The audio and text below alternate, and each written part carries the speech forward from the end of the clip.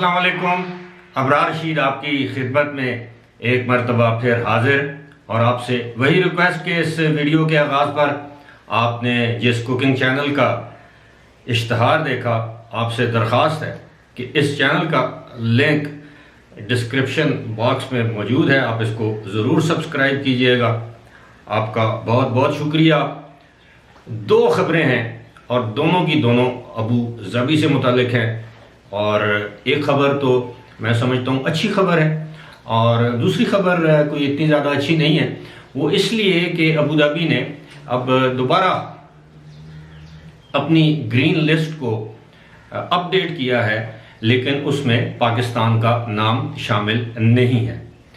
और green list में जो ममालिक हैं, लंबी फहरिस्त है, उस फहरिस्त में अगर मैं जाऊंगा तो वीडियो एक मरतबा फिर तवील हो जाएगी, लेकिन उस लिस्ट के मुताबिक जो ममालिक उस लिस्ट में मौजूद हैं, तमाम जो बड़े मगरबी ममालिक हैं उसमें मौजूद हैं, कुछ एशियाई ममालिक भी हैं, लेकिन उस लिस्ट में मौजूद लोगों के लिए अब ये है कि चाहे वो वैक्सीनेटेड हों या अनवैक्सीनेटेड हों, उनके लिए अब अबू धाबी में क्वारंटीन की शर्त जो है वो नहीं है।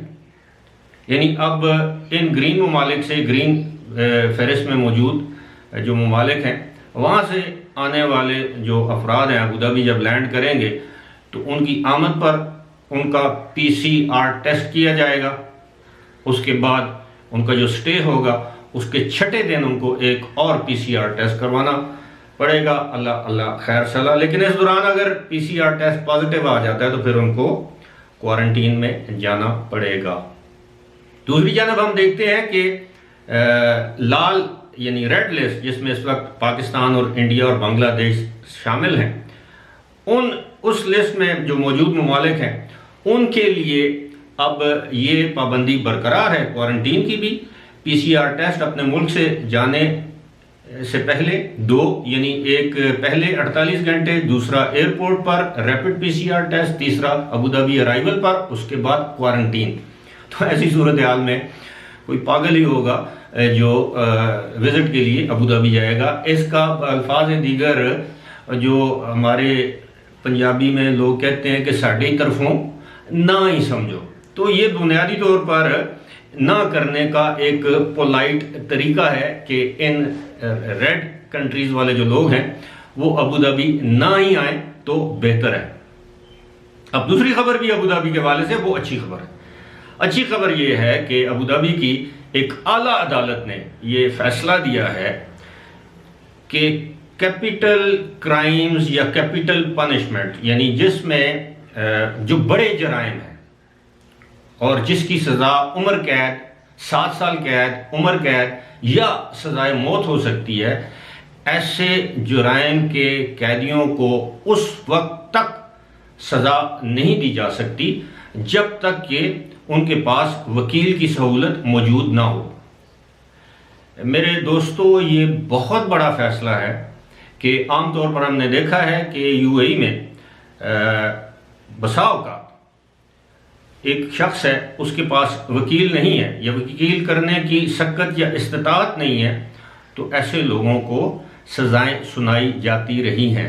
अब ये फैसला क्यों आया? ये फैसला इसलिए आया कि एक शख्स ने अपने किसी दोस्त को छुरियां मारकर या चाकू मार के जख्मी कर दिया।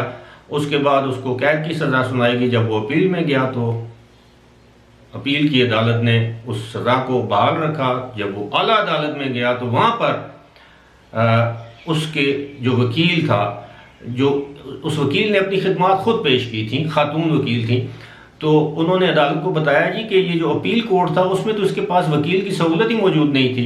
तो अदालत ने फैसला दिया कि हाँ, ये बात दुरुस्त है कि जब तक किसी का वकील ना हो। अब इसमें जाहिर है एक शख्स, उसके पास पैसा नहीं है, सकत नहीं है, इस्तात, ताकत नहीं है कि वो वकील की खिदमात हासिल करे।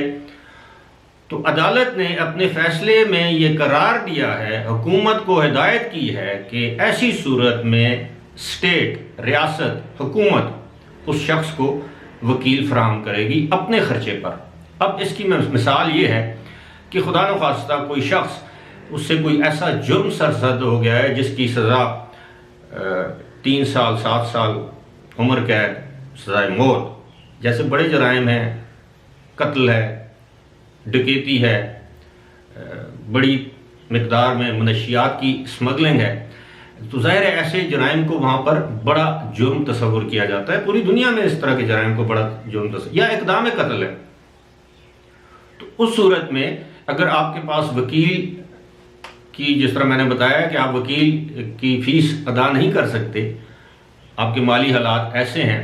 अब ऐसा भी नहीं है कि एक शख्स जो है वो है तो साहिब इस्तिताअत, लेकिन वो कहता है जी मैं वकील नहीं। अदालत इस बात का फैसला करेगी, हुकूमत देखेगी कि जनाब इस शख्स की माली हालत कैसी है, क्या ये वकील की फ़ीस अदा कर सकता है कि नहीं कर सकता। अगर नहीं कर सकता तो फिर उसको रियासत या वहाँ की हुकूमत जो है वो उसको वकील लेगी अपने खर्चे पर। उस वकील की जो फ़ीस है वो रियासत या हुकूमत अदा करेगी। अब देखें, इसे इंसाफ कहते हैं कि एक शख्स को बग़ैर वकील के सज़ा नहीं सुनाई जा सकती। अगर वो सज़ा सुनाई गई है तो उस सज़ा को कलअदम करार दिया जाएगा और दोबारा केस जो है वो उसी कोर्ट, उसी अदालत में भिजवा दिया जाएगा और फिर हुकूमत की तरफ से वकील उसका केस लड़ेगा। उसके बाद अदालत जो फैसला करेगी वो फैसला काबिल कबूल होगा। अब मैं जानता हूं कि सैकड़ों की तादाद में एशियाई बाशिंदे, जिनमें पाकिस्तानी हैं, इंडियंस हैं, बांग्लादेशी हैं, श्रीलंकन्स हैं, फिलिपिनोज हैं, अफगानी हैं, सैकड़ों बल्कि शायद हज़ारों की तादाद में ऐसे लोग हैं। मैं तो सैकड़ों इसलिए कह रहा हूं कि ये पाकिस्तान के हवाले से ऐसे अफराद हैं जो इस वक्त वहाँ पे इसलिए कैद हैं, छोटा जुर्म है या बड़ा जुर्म है, कि उनके पास वकील की सहूलत नहीं है। लेकिन इस फैसले के मुताबिक वकील, सरकारी वकील की सहूलत उस शख्स को हासिल होगी जिसके खिलाफ, जिस तरह पहले मैंने बताया है कि जो सज़ाएं हैं वो 7 साल उम्र कैद या सज़ाए मौत हो सकती है। एक चीज़ मैं और आपको बताता चलूँ, आपने शायद नोटिस किया होगा या महसूस किया होगा, एक तवील अरसे से बावजूद इसके कि यूएई में कैपिटल पनिशमेंट है, यानी बड़े जराइम यानी कत्ल वगैरह की जो सज़ा है, बल्कि मनशियात की स्मगलिंग की भी सज़ा जो है वो मौत या उम्र कैद है। लेकिन आपने नोटिस किया होगा कि बड़े तवील अरसे से यूएई में इवन कत्ल, दोहरे कत्ल, 3-3 कत्ल करने वालों को सजाए मौत सुनाई गई है, लेकिन उस पर अमल दरामद नहीं हुआ। ऐसे लोगों को सजाए मौत दी नहीं गई। अब आप सोच रहे होंगे कि इसकी क्या वजह हो सकती है। इसकी एक ही वजह है, वो है मगरबी दुनिया, यूरोपियन यूनियन।